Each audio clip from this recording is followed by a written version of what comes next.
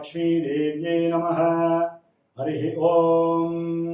ओम इच्छाशक्ति ज्ञानशक्ति क्रियाशक्ति स्वरूपिणी श्री ललिता त्रिपुरसुंदरी देव्यै नमः। हरिः ओम। ओम शुक्रग्रह देवतायै नमः। ओम हिमकुंदमृणालाभं दैत्यानां परमं गुरुं सर्वशास्त्रप्रवक्तारं भार्गवं प्रणमाम्यहम्। ओम शुक्रग्रह देवता अनुग्रह प्रसाद सिद्धिरस्तु। వీక్షిస్తున్నటువంటి ప్రేక్షకులందరికీ కూడా శుక్రగ్రహ అనుగ్రహం కలుగ్గాక. ముఖ్యంగా మనము ఈ అక్టోబర్ మాసంలో అక్టోబర్ 9వ తేదీన శుక్రుడు సింహరాశిలోంచి కన్యారాశి, అది మిత్రక్షేత్రమే కానీ శుక్రుడికి నీచ స్థిత రాశి. దాదాపుగా ఆ రాశిలో 30 డిగ్రీల ప్రమాణం ఉంటే 28 డిగ్రీలు శుక్రుడు అక్కడ నీచ స్థితిని పొందబడి ఉంటాడు. ఒక రకంగా న్యాచురల్ జోడియాక్లో ఈ యొక్క కన్యారాశి అనేటటువంటిది 6వ రాశి. శత్రు రోగ రుణస్థానము ఈ రాశికి సంబంధించినటువంటిది. అట్లాగే కోర్టు వ్యవహారాదులు, జైళ్ళు, ఎన్నో అవమానాలు, కుటుంబీకులు బంధువులతో వైరములు, శత్రుభేదము, అట్లాగే ఉద్యోగానికి సంబంధించిన విషయాలు, ధనము నష్టపోవటము, ఇవన్నీ ఈ భావానికి సంబంధించినటువంటి, అంటే ఈ కన్యారాశికి సంబంధించినటువంటి విషయాలు. ఈ కన్యారాశిలో మనకి ఉత్తర ఫల్గుని నక్షత్రము 2వ పాదము, 3వ పాదము, 4వ పాదము, అంటే సూర్యగ్రహ నక్షత్రాలు 3 పాదాలు ఉంటాయి. హస్త నక్షత్రము 1వ పాదము, 2, 3, 4, ఈ 4 పాదాలు చంద్రుడి యొక్క నక్షత్రాలు ఈ రాశిలో ఉంటాయి.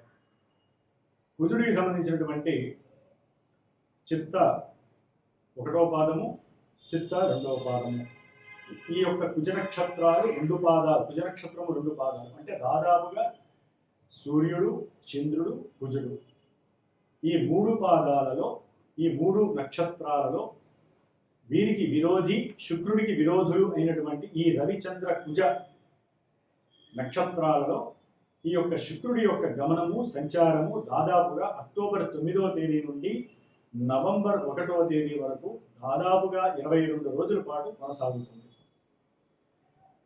ఈ యొక్క శుక్రుడు ప్రతి మానవుడికి జీవితంలో కుటుంబ సౌఖ్యాన్ని, భోజన ప్రాప్తిని, ఇష్టభోజన సౌకర్యాన్ని, వాహన యోగాన్ని, గృహయోగాన్ని, అఖండమైనటువంటి అష్ట ఐశ్వర్య ప్రాప్తిని, అలాగే మాతృ ప్రేమని, నేత్ర దోషాలు పోగొట్టేటటువంటి స్థితిని, గృహ సంపదలని, ముఖ్యంగా పశు సంపద వృద్ధిని, వ్యవసాయంలో వృద్ధిని, వ్యవసాయ పంటలు ఇతరత్రాలని సూచించేటటువంటి శుక్రగ్రహము. అందులో ముఖ్యంగా సృష్టి క్రమాన్ని నడిపేటటువంటి భార్యాభర్తల మధ్య సాంగత్య విషయంలో, దాంపత్య విషయంలో ఈ శుక్రుడు చాలా చాలా శుభత్వాన్ని పొంది ఉండాలి వారి జాతకంలో. వారి జాతకంలో శుక్రగ్రహ బలము సరిగ్గా లేకపోయినా, శుక్రుడు సరైన స్థానాలలో లేకపోయినా, ఇలా నీచ స్థితిని పొంది ఉన్న, పాపనక్షత్రాలలో ఉన్న అన్యోన్యత, భార్యాభర్తల మధ్య అన్యోన్యత నశించటము, ఊరినే వారి మధ్య కుటుంబ పరంగా కానీ, భోజన పరంగా కానీ, మాటల పరంగా, ఎందుకంటే వృషభ రాశికి అధిపతి ఈ యొక్క శుక్రుడు, వాక్ స్థానాధిపతి. అట్లాగే మనం బ్యాంకుల్లో దాచుకునేటటువంటి, బ్యాంకుకి సంబంధించినటువంటి, అంటే ధనము దాచుకునేటటువంటి స్థానము, వాక్ స్థానము, ఆలోచన స్థానము, అవతల వ్యక్తులతో అందంగా ఆకర్షణీయంగా మాట్లాడే తత్వము, ఇవన్నీ కూడా సుగంధ ద్రవ్యాలు. కొంతమంది చక్కగా వస్త్రధారణ చేస్తూ ఉంటారు, అలంకార శోభితులే ఉంటారు. కొంతమంది, అంటే స్త్రీలందరూ అలంకారాలను చేసుకోవాలనుకుంటారు, కొంతమంది స్త్రీలకి ఇది నప్పదు, ఇష్టం ఉండదు. ఎందుకంటే వాళ్ళ జాతకంలో శుక్రుడు సరిగ్గా ఉంటాడు. కొంతమందికి అన్నీ ఉన్నట్టే ఉంటే ఏది అనుభవించలేరు. చక్కటి భార్య ఉంటుంది కానీ వారి మధ్య అన్యోన్యత, లోపత్వం ఉంటుంది, అనుభవించలేరు. ఏదో తెలియని ఇన్ఫీరియారిటీ కాంప్లెక్స్, వాళ్ళలో వాళ్ళే దాన్ని వృద్ధి చేసుకుంటూ ఉంటారు. అట్లాగే మరి అన్యోన్యత లోపించినప్పుడు సత్సంతాన భాగ్యము కూడా లోపిస్తుంది. ఈ శుక్రుడు ఎప్పుడైతే కొన్ని నక్షత్రాల్లో ఉంటాడో ఆ నక్షత్ర లోపత్వం అనేది వారికి గర్భధారణకి సంబంధించినటువంటి విషయాలలో కూడా ఎన్నో సమస్యలని తెచ్చిపెడుతూ ఉంటుంది. ఎందుకంటే శుక్రుడు హార్మోన్స్కి కారకుడు. మూత్రపిండాలని, మూత్ర వ్యవస్థలని, అట్లాగే స్త్రీలకి ముఖ్యంగా అండము వృద్ధి చెందడానికి, అండములో వీర్యాన్ని తీసుకునేటటువంటి శక్తిని కలుగ చేసేటటువంటి గ్రహము ఈ శుక్రుడు. అట్లాగే పురుషుల యందు వీర్య వృద్ధి సమృద్ధిగా ఉండాలన్నా పూర్వజన్మ సుకృతము ఈ జన్మలో వీరికి సంతానాన్ని ఈ యొక్క సృష్టి క్రమంలో అభివృద్ధి చెందేలాగా డిఎన్ఏలో ఈ యొక్క వీర్యం వృద్ధి చెందేటటువంటి కారకుడు.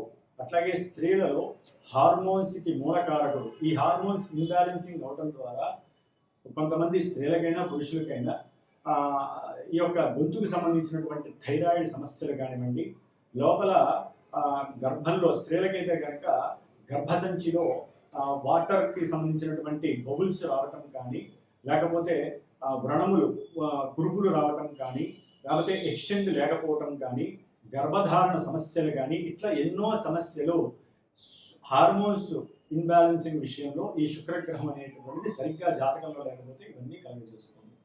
మరి ఇలాంటి యోగాలని ముఖ్యంగా మనకి మేషరాశి నుంచి సప్తమాధిపతి, కుటుంబ స్థానాధిపతి, వివాహ కలత్ర స్థానాధిపతి, వివాహం జరగాలంటే కలత్ర కారకుడైనటువంటి శుక్రుడు నీచ స్థితిని పొంది మిత్రక్షేత్రంలో ఉన్నప్పటికీ 3 పాపగ్రహ నక్షత్రాలు ఈయనకి పడినటువంటి నక్షత్రాలలో ఉండటం ద్వారా ఎన్నో రకాలైనటువంటి ఆర్థిక సమస్యలు, వివాహ ప్రతిబంధకాలు, వివాహం అయినా కూడా సరైన దాంపత్యం లేకపోవటము, ఒకరికొకరు ఎడబాటుగా కొన్ని సంవత్సరాలు ఉండటము, అట్లాగే సంతాన వృద్ధి లేకపోవటము, కుటుంబంలో ఎప్పుడూ గొడవలు, చికాకులు, అట్లాగే వీరు ఆర్థికపరమైనటువంటి విషయాలలో నమ్మి మోసపోవటము, బ్యాంకింగ్ వ్యవస్థల్లో ఎన్నో ప్రలోభాలకి లొంగి డబ్బును దాచుకొని పోగొట్టుకున్నటువంటి వారు, ముఖ్యంగా వ్యాపారంలో కొంతమంది సుగంధ ద్రవ్యాలు కానీ వ్యాపారము, లేకపోతే వస్త్ర వ్యాపారాలు, సువర్ణము అంటే బంగారము, అట్లాగే వెండి ఆభరణాలు అమ్మేటటువంటి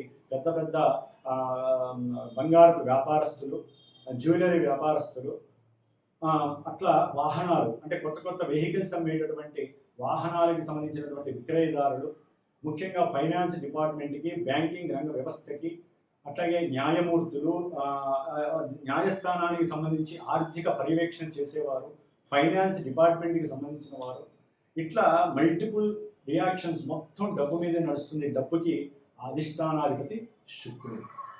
మరి ఈ శుక్రగ్రహము కన్యారాశిలో దాదాపుగా 22 రోజులు నీచ స్థితిని పొంది మరి శని చేత చూడబడుతోంది, వక్రించిన శని చేత చూడబడుతోంది.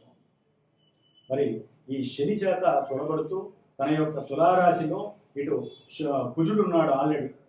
ఎన్నో రకాలైనటువంటి అవమానాలు, ఎన్నో రకాలైనటువంటి భంగపాటులు, అట్లాగే స్త్రీ పురుషుల మధ్య ప్రేమ విషయంలో అగాధాలు, ప్రేమించుకున్న వారు వివాహం దాకా వెళ్ళలేకపోవటం, కుటుంబంలో గొడవలు, అంతర్గత సమస్యలు, జననాంగాల విషయంలో ఎన్నో అనారోగ్య సమస్యలు, గాల్బ్లాడర్ సమస్యలు, వెన్నుపూస సమస్యలు, ఇట్లా అనారోగ్యపరంగా, ఆర్థిక పరంగా, కుటుంబ పరంగా, వివాహ పరంగా, కలత్ర పరంగా, ఇట్లా ఎన్నో రకాల విషయాలకి కారకత్వం వహించినటువంటి ఈ శుక్ర భగవానుడు కన్యారాశిలో నీచ స్థితిని పొంది ఉండటం ద్వారా గోచార ట్రాన్సిస్ట్ రూల్స్ ప్రకారము కొన్ని రాశుల వారికి అనుకూలంగా ఉన్నప్పటికీ ఆయన కొన్ని విషయాలలో ఈయన నీచ స్థితిని పొంది ఉండటం చేత, పాపగ్రహ నక్షత్రాన్ని పొంది ఉండటం చేత కొన్ని లోగా ఇచ్చేటటువంటి పరిస్థితులు, అంటే ఇవ్వాల్సిన ఫలితాలు ఇవ్వలేక ఇవ్వకూడని ఫలితాలను ఇవ్వటము, ఇలాంటివి కూడా వారి యొక్క, అంటే ఈ శుక్రుడు ఇక్కడ నీచిలో ఉన్నాడు కదా మరి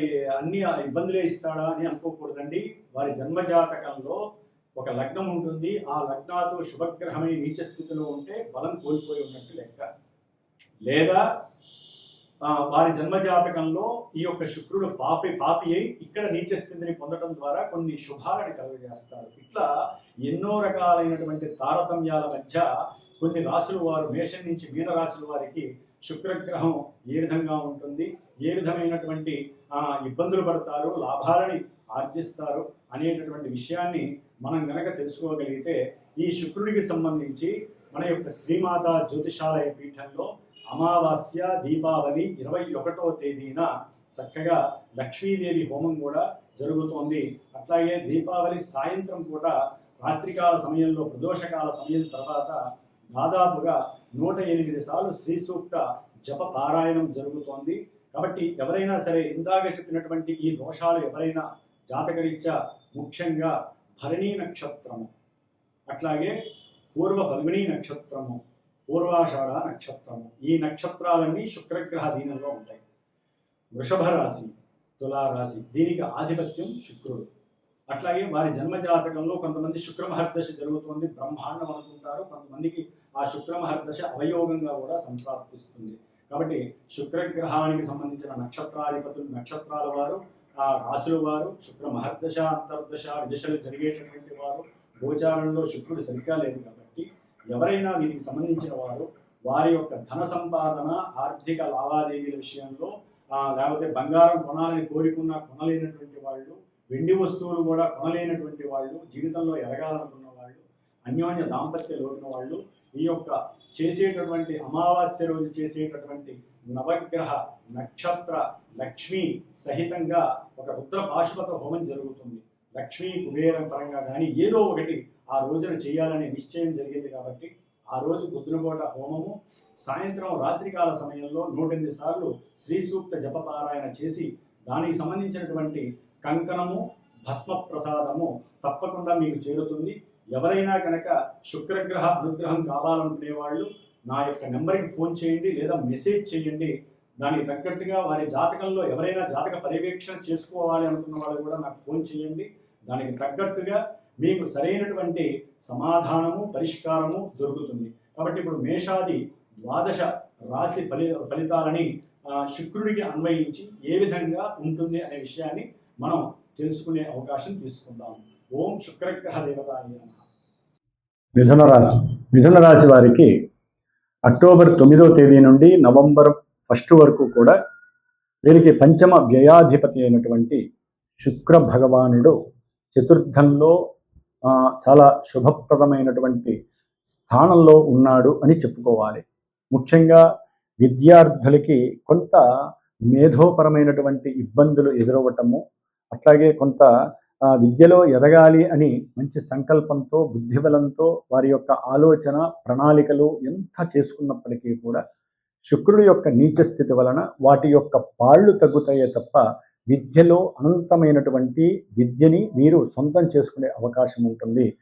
కొంతమందికి మిథున రాశి వారికి గృహపరమైనటువంటి రుణ బాకీలు ఏదైనా ఉంటే అవి వసూలు అవ్వటము, లేకపోతే వారి యొక్క గృహంలో సంతానపరమైనటువంటి విందు వినోద విషయాలలో వీరికంటూ ఒక చక్కటి వాతావరణాన్ని, గృహ వాతావరణాన్ని ఏర్పాటు చేసుకోవటము, లేకపోతే గృహపరమైనటువంటి కట్టడం విషయంలో కానీ, ఏదైనా ఒక భూమి కొనేటటువంటి విషయంలో కానీ వీరు ఏదైనా గవర్నమెంట్ ఫైనాన్స్ డిపార్ట్మెంట్ నుంచి కొంత లాభాన్ని, అంటే కొంత ఆర్థికపరమైనటువంటి రుణాన్ని పొందే అవకాశం కానీ చక్కగా కనపడుతోంది. కాకపోతే కొంచెం ఉద్యోగంలో కొన్ని వెసులుబాట్లు కలగడానికి అవకాశం ఉంటుంది. ముఖ్యంగా తల్లిగారి నుంచి వచ్చేటటువంటి ఆర్జిత స్థలము కానీ, గృహము కానీ వీరిని సంతోషానికి గురి చేసే అవకాశము, తల్లి యొక్క ధనము వీరికి అకస్మాత్తుగా కలిగే అవకాశము, లేకపోతే వీరు దాచుకున్నటువంటి పెట్టుబడి పెట్టినటువంటి బంగారం మీద కానీ, వెండి మీద కానీ, లేదా భార్యాభర్తలు చేసే బిజినెస్ మీద కానీ, ఏదైనా సరే వీరి బిజినెస్ పరంగా కానీ కలిసి వచ్చేటటువంటి రోజులుగా ఉన్నాయి. ముఖ్యంగా విద్యార్థులకి ఆనందమైనటువంటి మంచి సంకల్ప సిద్ధి కలిగేటటువంటి పరిస్థితి అని చెప్పుకోవాలి. మంచి వాహనాన్ని రుణపరంగా తీసుకునే అవకాశము, గృహాన్ని, స్థలాన్ని కూడా రుణపరంగా తీసుకునే అవకాశము వీరికి లభిస్తోంది. ఏదేమైనప్పటికీ కూడా శుక్రగ్రహము ఈ యొక్క మిథున రాశి వారికి అనుకూలమైనటువంటి పరిస్థితుల్ని, అనుకున్న సంకల్ప సిద్ధిని ప్రసాదిస్తోంది. కాస్త నేత్రపరమైనటువంటి, తల్లికి సంబంధించిన నేత్రపరమైనటువంటి విషయంలో కొంచెం తగు జాగ్రత్తలు తీసుకోండి. అట్లాగే రుణము ఇచ్చిన వారితో కూడా కొంచెం వాగ్వాదము లేకుండా జాగ్రత్తగా మాట్లాడి మీకు కావలసిన పనిని చేజిక్కించుకోండి. ఓం శ్రీ మహాలక్ష్మీదేవి నమః.